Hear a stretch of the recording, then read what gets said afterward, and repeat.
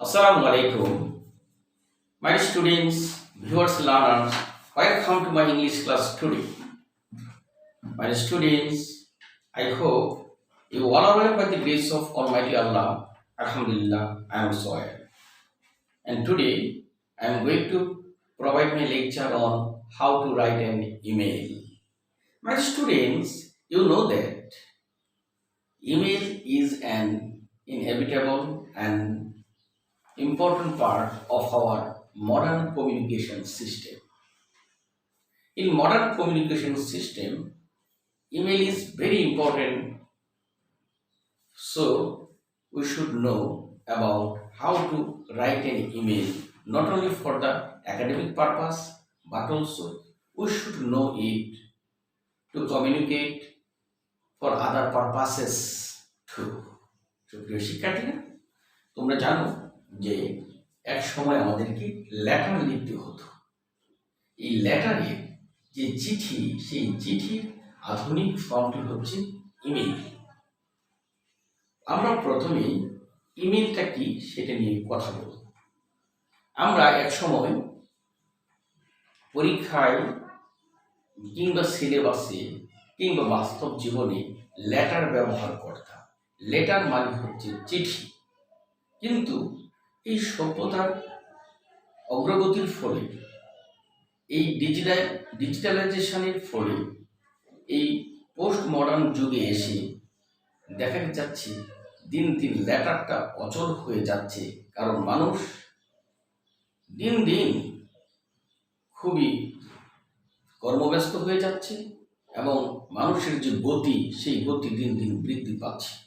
এই গতিময় জীবনে চিঠি লেখা, রাতে জেগে সাহিত্য চর্চা করা, চিঠি লেখা, সেই চিঠি লিখে পোস্ট অফিসে গিয়ে পোস্ট করা, এটা অনেকেই করতে চায় না এই গতিময়তার কারণে। সেজন্য ইমেলের জনপ্রিয়তা দিন দিন বৃদ্ধি পাচ্ছে। আর পড়াশোনা মানেই হলো সময়ের সাথে সঙ্গতি রেখে, অর্থাৎ তাল মিলিয়ে চলা। যুগ যত উন্নত হবে, সময় যত আপডেটেড হবে, আমাদের পড়াশোনাও সেই সময়ের সাথে সাথে আপডেটেড হবে। এটি হচ্ছে আমাদের পড়াশোনার বিষয়। সেই কারণে আমাদের সিলেবাসেও এখন ইমেলকে খুব গুরুত্ব সহকারে দেখা হয়। আমাদের একেবারে ক্লাস 6 থেকে এইচএসসি পর্যন্ত ইমেল আছে। So from the students class 6 to H S C, তোমাদের জন্য এই ক্লাসটি খুবই ইফেক্টিভ।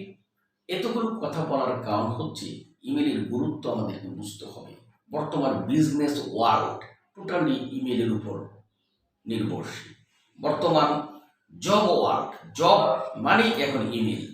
তুমি অফিসে গিয়ে সর্বপ্রথম তোমাকে একটি কম্পিউটার ওপেন করতে হবে তোমার ডেস্কটপে, যেটা তোমার ডেস্কে থাকে, কিংবা তোমার ল্যাপটপ ওপেন করতে হবে এবং প্রথমেই চেক করতে হবে কোনো ইমেল আসছে কিনা, কিংবা কাউকে ইমেল পাঠাতে হবে কিনা।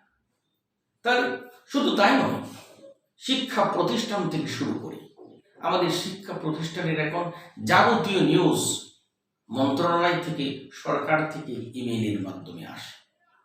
যে কোনো নির্দেশনা এখন email. So email is an inevitable part of our modern life. But একটি কথা আমাদেরকে মনে রাখতে হবে যে, তোমরা জানো আমরা মসজিদে গেলে শুক্রবারে যখন নামাজ পড়তে যাই, কিংবা আমরা এই যে তারাবি পড়তে যাই, আমরা সাধারণত কি টুপি পরে, পাজামা পাঞ্জাবি পরে মসজিদে যাই। আবার যখন স্কুলে যাই, স্কুল ড্রেস পরে স্কুলে আসি। আবার যখন খেলার মাঠে খেলতে যাই, তখন কিন্তু আমরা খেলার ড্রেস পরে, জার্সি পরে, হাফ প্যান্ট পরে, ট্রাউজার পরে মাঠে খেলাধুলা করে থাকি। আমাদের বিষয়টা বুঝতে হবে, প্রত্যেকটা জিনিসের তার রূপ, তার গঠন, তার সাজানোর সিস্টেম সম্পূর্ণ আলাদা। ভাষাগত যে বিষয়টা, মানে কাজটা প্রকাশ, যে ইমেলের কাজ কি, লেটারের কাজ কি। আসলে লেটার এবং ইমেলের উদ্দেশ্য কিন্তু একই, দুটোর উদ্দেশ্যই কিন্তু যোগাযোগ, দুটোর উদ্দেশ্যই কিন্তু কমিউনিকেশন। কিন্তু চিঠি পাঠানো হয় পোস্ট অফিসের মাধ্যমে, আর ইমেল পাঠানো হয় একটি কম্পিউটার থেকে আরেকটি কম্পিউটার। একটি ইমেল অ্যাড্রেস থেকে আরেকটি ইমেল অ্যাড্রেসে, তাই না? তাহলে দুটির পার্থক্য আছে, দুটির সাজানোর ক্ষেত্রেও ব্যাপক পার্থক্য আছে। ঠিক তেমনইভাবে এই নাম্বার পাওয়ার জন্য আমরা যে নাম্বার বলে থাকি, এই নাম্বার পাওয়ার জন্য আমাদের লেখাটা যদি আরেকজনের চাইতে একটু সুন্দর বেশি হয়, সাজানোটা একটু বেশি ভালো দেখা যায়, তাহলে কিন্তু শিক্ষক খুশি হয়ে, একজন এক্সামিনার খুশি হয়ে তোমাকে একটু বেশি নাম্বার দিয়ে দেবে। কারণ তোমার বন্ধুর বাবা মারা গেছে, তুমি দুঃখ ভারাক্রান্ত হৃদয় নিয়ে এক সময় তুমি তাকে চিঠি লিখতে, আর এখন সেই চিঠি লেখার সময় নেই, এখন তুমি তাকে ইমেল করবে। যদিও সেই চিঠির কথা, সেই ইমেলের কথা সম্পূর্ণ এক হতে পারে, কিন্তু তার গঠন পদ্ধতি একটু ভিন্ন অবশ্যই হবে, কারণ একটার নাম হচ্ছে লেটার আর একটার নাম হচ্ছে email. Okay, my dear students, viewers and learners, let's see the structure of email. Email লিখতে হলে যে বিষয়গুলো আমাদেরকে প্রয়োজন, আমরা একটা ইমেল আজকের ক্লাসে করি, সেটি সবচেয়ে ভালো হবে। আমরা আজকের ক্লাসে একটি ইমেল করতে যাচ্ছি। আজকের ক্লাসে একটি ইমেল করব, তোমাদের সিলেবাস থেকে বা বই থেকে যে কোনো একটা ইমেল লিখে দিচ্ছি। Write an email to your friend expressing your condolence. ঠিক আছে, একটা ইমেল আমরা আজকের ক্লাসে করব। Write an email to your friend. Write an email to your friend expressing your condolence, condolence at his father's death.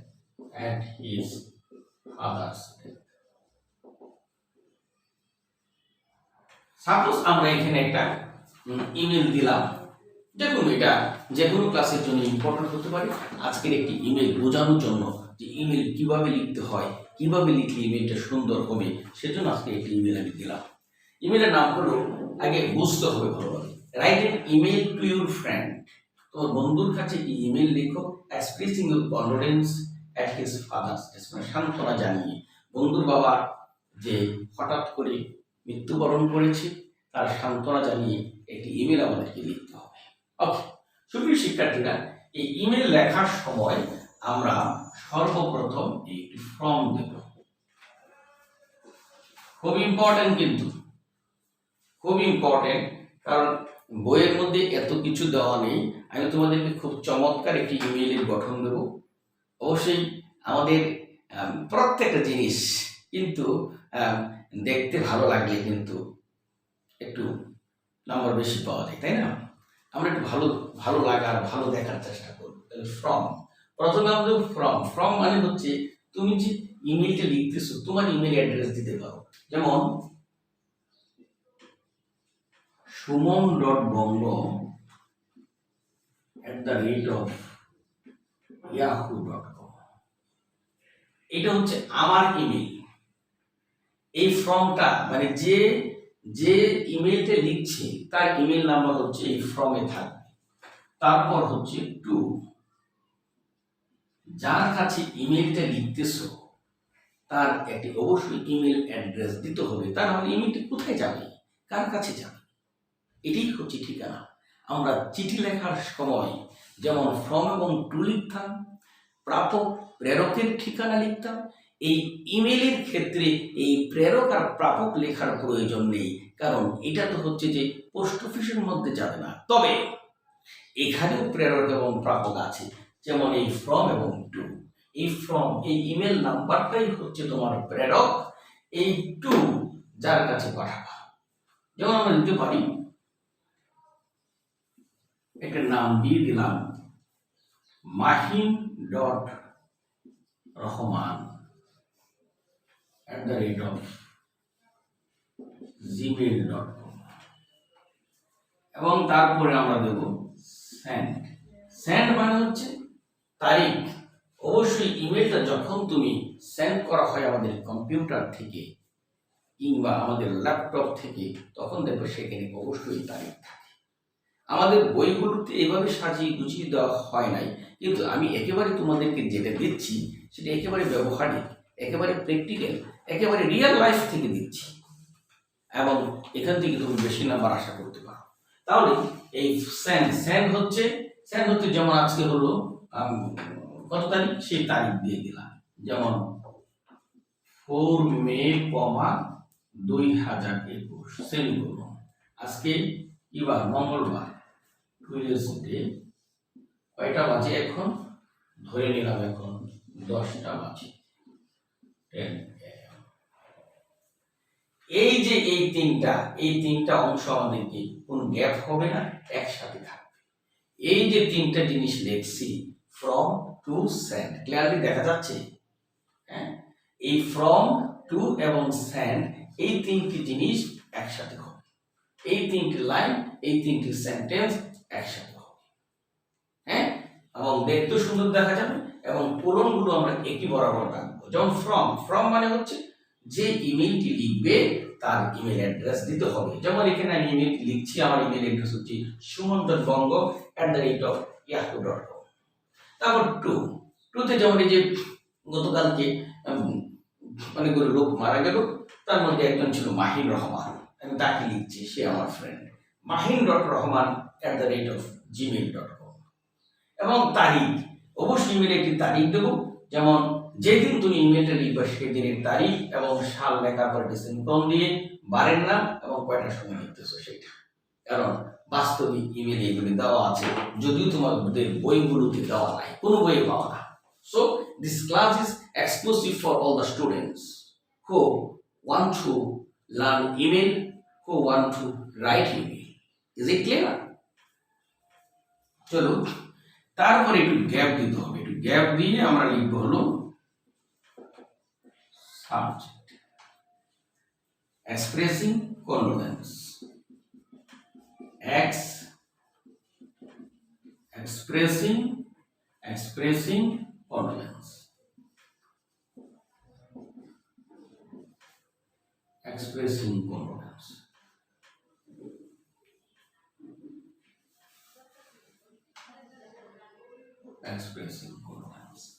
আমাদের ইমেলের মধ্যে অবশ্যই একটি সাবজেক্ট দিতে হবে, একটি ইমেলের মধ্যে অবশ্যই সাবজেক্ট দিতে হবে, এবং এই তিনটা একটা পার্ট, তারপর একটা গ্যাপ হবে, এটা একটা আলাদা part.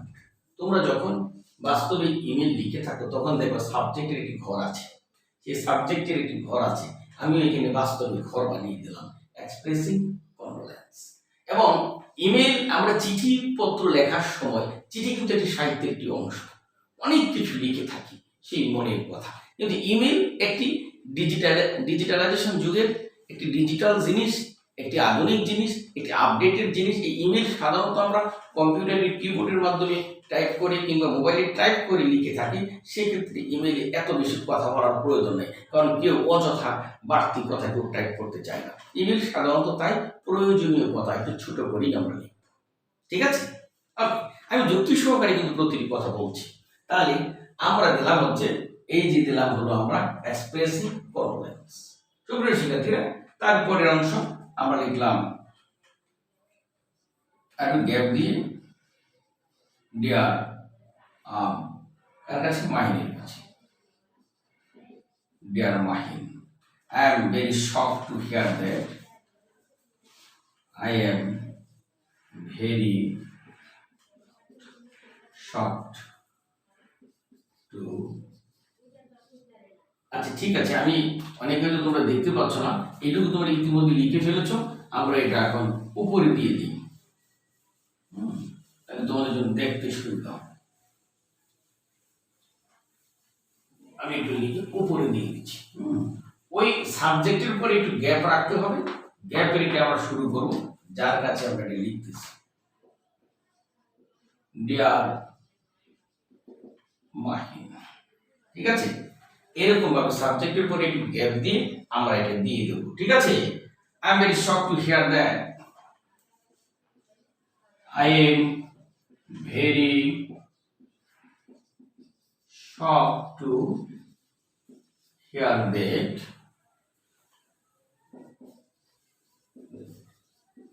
your father is I am very shock to hear that, আমি এই কথাটা শুনে খুবই কষ্ট পেয়েছি যে your father is no more, তোমার বাবা আর নেই। দ্রুত লিখে ফেলো। Dear Mahin, I am very shock to hear that your father is no more. আর কি সুন্দর দিতে পারি, অন আর্থ, এই পৃথিবীতে তোমার বাবা আর নাই। এটা শুনে খুবই কষ্ট পেয়েছি। I could never think that I could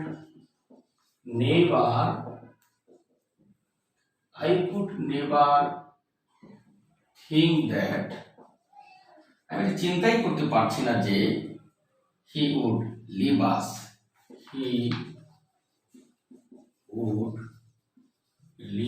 us at such a premature age. Such a premature age. At such a premature age. And third, I do not know how to console you. I do not know how to console you. How to console you in such a situation. In such a situation. In such a situation. Your grief is so great. Your grief is so great that words fail to console you. That words fail to console you. Words fail to console you.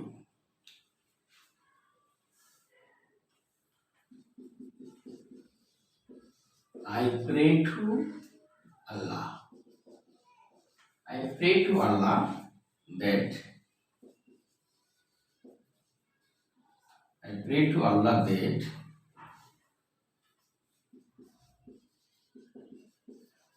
He might I pray to Allah that He might give you strength. He might give you strength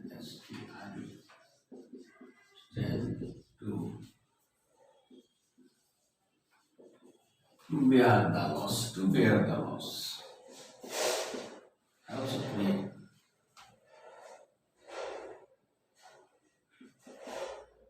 that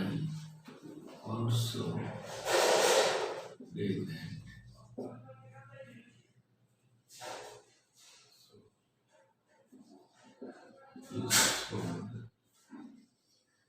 be rest in peace. এই তো আমরা লিখে ফেললাম এই কথাগুলো। তুমি এটা দ্রুত তুলে নাও। হ্যাঁ ডিয়ার মাহিন, যার কাছে লিখবে মূল কথাগুলো, খুব বেশি লেখার প্রয়োজন নেই। যেমন আমরা দেখি তো এটা সম্পর্কে কি লিখেছি, একেবারে এখানে অযাচিত, অপ্রয়োজনীয় বা বর্ণনামূলক অতিরিক্ত কথা বলার কোনো প্রয়োজন নেই। ইমেলের ক্ষেত্রে যে কথাগুলো বললেই নয় সেটি আমরা করব। আমি একবার রিডিং করে দিচ্ছি যেন তোমরা দ্রুত লিখতে পারো। I am very shock to hear that, আমি শুনে খুব কষ্ট পেয়েছি যে your father is no more on earth, এই পৃথিবীতে তোমার বাবা আর নাই। I could never think that, আমি কখনো চিন্তাই করি নাই he would leave us at such a premature age, এই অল্প বয়সে তোমার বাবা আমাদেরকে ছেড়ে চলে যাবেন, এটা আমার চিন্তায় আসে নাই কখনো। I do not know how to console you in such a situation, এই ধরনের একটি পরিস্থিতিতে কিভাবে সান্ত্বনা দিতে হয়। I don't know, আমি জানি না, কারণ বাবা হচ্ছে পৃথিবীর অন্যতম শ্রেষ্ঠ সম্পদ, যার বাবা নাই সেই বুঝে। এই ধরনের I don't know how to console you, কিভাবে তোমাকে সান্ত্বনা দিতে হয় in such a situation, এই ধরনের একটি পরিস্থিতিতে। Your grief is so great that, তোমার দুঃখ এতই বেশি যে words fail to console you, সান্ত্বনা দিতে কোনো ভাষা নাই, কোনো ভাষা নেই সান্ত্বনা দিতে। I pray to Allah that, আল্লাহর কাছে দোয়া করতে পারি। কার কাছে? আল্লাহর কাছে দোয়া করি। হি বলতে গেলে এখানে আমরা ক্যাপিটাল লেটার ইউজ করেছি, কারণ এখানে হি বলতে গেলে আমরা আল্লাহকে বুঝিয়ে নিচ্ছি। আমরা যখন আমাদের সৃষ্টিকর্তাকে, আমাদের আল্লাহকে বোঝাবো, তখন নাউন বা প্রনাউন যাই লিখি না কেন আমরা তার প্রথম অক্ষর ক্যাপিটাল লেটার ইউজ করি। ঠিক আছে? তাহলে I pray to Allah that he might give you strength, যেন তোমাকে শক্তি দেয় to to bear the loss, এই ক্ষতি, এই যে একটি অপূরণীয় ক্ষতি, সেটা যেন তুমি বহন করতে পারো, এই সুখকে তুমি ধারণ করতে পারো, সেই শক্তি যেন আল্লাহ তোমাকে দেয়। আই অলসো প্রে দ্যাট, আমি আরো প্রার্থনা করি his soul may rest in peace, সেজন্য সেখানে শান্তি থাকে, সেজন্য জান্নাতবাসী হয়। জাস্ট এই কথাগুলো শেষ। আমরা যদি পারি, সম্ভব হয়, বক্স না করলেও হবে, যদি পারি সম্ভব হয়, দেখতে একটু সুন্দর দেখা যায়, সেজন্য আমরা এটাকে একটু সুন্দর করে পেন্সিল দিয়ে একটি বক্স করে দিতে পারি। আমি আগেই বলেছি যে এটা সৌন্দর্যের জন্য। এখানে আবার বিদায় নিতে হবে, your friend সুমন। আমরা এটাকে একটি বক্সের মধ্যে আবদ্ধ করে দিলাম, সেন্ড, মাঝখানে দিয়ে দিলাম সেভ, লাস্টে দিয়ে দিলাম ক্যান্সেল। জাস্ট সৌন্দর্য, এটা করলেও হবে, না করলে হবে। আমরা সুন্দরভাবে বক্স দিয়ে সেন্ড, মানে সেন্ড করে পাঠিয়ে দিলাম, মানে ইমেল ভাব থাকলো, সেভ, ক্যান্সেল, এটি ইমেল ভাব থাকলো। আর যেহেতু বইয়ে এভাবে দেওয়া নেই, তোমরা ইচ্ছা করলে এই বক্স করেও দিতে পারো, জাস্ট একটি সৌন্দর্য দেখতে, একটা ইমেল ভাব চলে আসলো, যে সেন্ডে একটা মাউস দিয়ে কোনো ক্লিক করলেই চলে যাবে ইমেলটা বন্ধুর কাছে। কিংবা এখন ইচ্ছা হয়েছে না, সেভ করে রাখি, একটু পরে পাঠাবো, কিংবা কোনো একটা ইমেল লিখলাম, ভালো হয় নাই, ক্যান্সেল করে দিলাম, পাঠালাম, এটা ইমেল ভাব নিয়ে আসলাম। ঠিক আছে, তোমরা লিখতে পেরেছো? তাহলে আমি আবারও পরে দিই যেন লিখতে সুবিধা হয়। Dear Mahim, I am very shocked to hear that your father is no more on earth. I could never think that he would leave us at such a premature age. এরকম অল্প বয়সে তিনি চলে যাবেন। I do not know how to console you in such a situation. Your grief is so great that তোমার দুঃখটা এতই বেশি যে words fail to console you, এই ভাষা না সান্ত্বনা দেওয়া। I pray to Allah that He might give you strength to bear the loss. I also pray that His soul may rest in peace, your friend. তারপর আমরা এটাকে box করে দেবো, এটা পেন্সিল দিয়ে সুন্দর করে স্কেল দিয়ে চারদিক দিয়ে দাগ দিয়ে দেবো, দেখ দিয়ে সেন্ড, সেভ, ক্যান্সেল, সুন্দর দেখে।